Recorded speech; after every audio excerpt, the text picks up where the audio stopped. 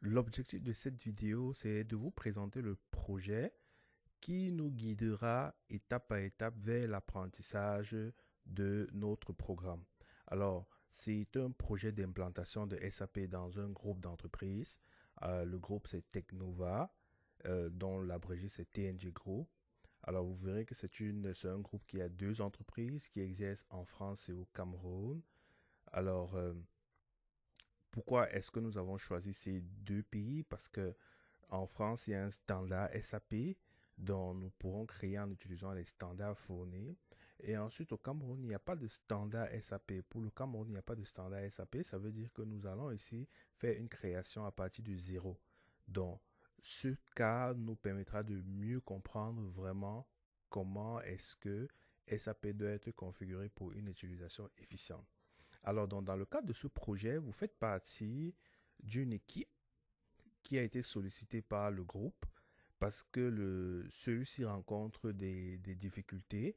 Vous verrez, le groupe utilisait diverses applications qui étaient différentes et il y avait des problèmes d'intégration d'informations et de prise de décision. Alors, il y avait des difficultés parce que ils étaient obligés de faire beaucoup d'interventions manuelles et il y avait aussi de la redondance des données qui rendaient difficiles les clôtures comptables. L'autre défi aussi, c'était le suivi des coûts par département pour le groupe dont TNG décide donc d'implanter SAP S4HANA en collaboration avec l'équipe dont vous faites partie.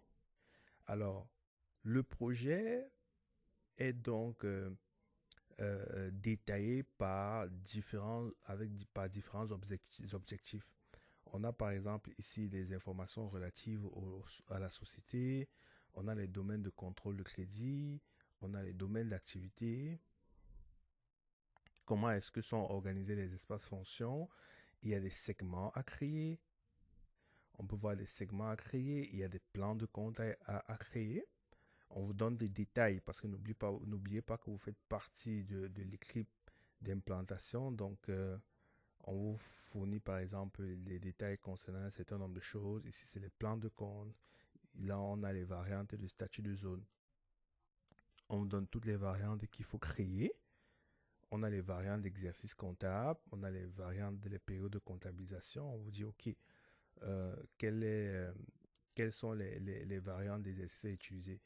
Est-ce que les deux entreprises ont les mêmes périodicités d'exercice comptable? Ça veut dire, est-ce que K4, j'anticipe rapidement la formation, vous voyez K4 qui signifie aller du 1er janvier pour le 31 décembre. C'est le code utilisé par SAP pour indiquer que votre exercice va du 1er janvier au 31 décembre.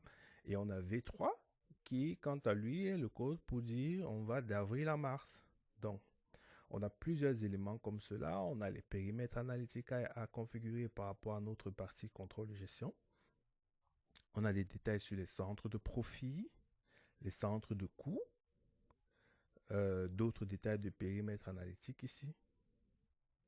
On a les principes comptables, on a les configurations des livres comptables, on a les détails sur les plans comptables, les groupes de comptes, comment est-ce que les comptes doivent être regroupés, les listes des comptes à utiliser.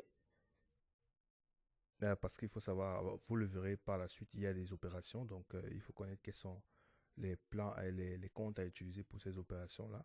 On a des configurations des tranches de numéros de pièces, des groupes de tolérance. Donc vous verrez, c'est un projet assez complet, des détails sur la TVA, des détails sur les états financiers, la fonctionnalité de session des documents, les conditions de paiement, les groupes de tolérance des partenaires d'affaires cette fois-ci. C'est quoi les détails pour les relances, par exemple. Il y a aussi, sachant que dans cette formation, on a inclus beaucoup des opérations bancaires, paiement automatique, paiement manuel. Il était donc nécessaire de pouvoir, dans ce projet, vous présenter les étapes les éléments nécessaires pour pouvoir réaliser ces opérations. Donc, vous verrez qu'il y a des informations bancaires. Euh, on a des modes de paiement, comment les paiements automatiques doivent être configurés, la comptabilité des immobilisations, parce qu'il y a tout un module sur la comptabilité des immobilisations.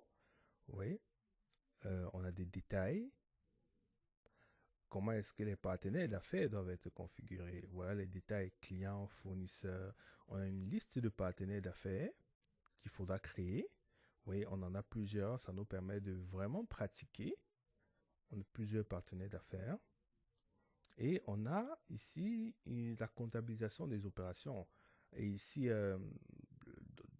dans le cadre de ce projet, on vous donne un ensemble d'éléments qui vont vous permettre de savoir comment comptabiliser, quels sont les comptes à utiliser. Parce que l'objectif, c'est pas de vous apprendre l'objectif, c'est pas de vous donner, de vous apprendre la comptabilisation des opérations, mais c'est vraiment comment le faire sur Sage. Donc, on va pas vous demander d'aller fouiller quels sont les comptes à utiliser pour ce type d'opération. Non, c'est pas l'objectif. On vous donne déjà tous les comptes qui doivent être utilisés. Comme ça, vous allez juste les utiliser au moment adéquat. Alors, on a les opérations. Voici différentes opérations pour la société qui est en France parce que je vois la monnaie, elle est libellée en euros. On a plusieurs opérations et on a des opérations de paiement. On a les paiements et puis on a les opérations relatives aux immobilisations. Donc, deuxième entreprise aussi, c'est qui est au Cameroun parce que je vois le montant libellé en ZAF. Donc, vous voyez, c'est un projet de 26 pages. C'est un projet de 26 pages et c'est vraiment à travers ce projet-ci que nous allons avancer dans le cadre de notre apprentissage. Donc, je vous rappelle que ce projet-ci, c'est celui qui nous guide dans l'apprentissage, mais à la fin de cette formation, il y a encore 2 projets pour continuer à pratiquer, 2 projets de même calibre avec d'autres problématiques à résoudre parce que dans ce cas-ci, on a certaines problématiques à résoudre, mais dans les autres projets, on a d'autres problématiques à résoudre. Donc, je vous rassure que vous aurez vraiment de la matière à faire dans le cadre de cette formation.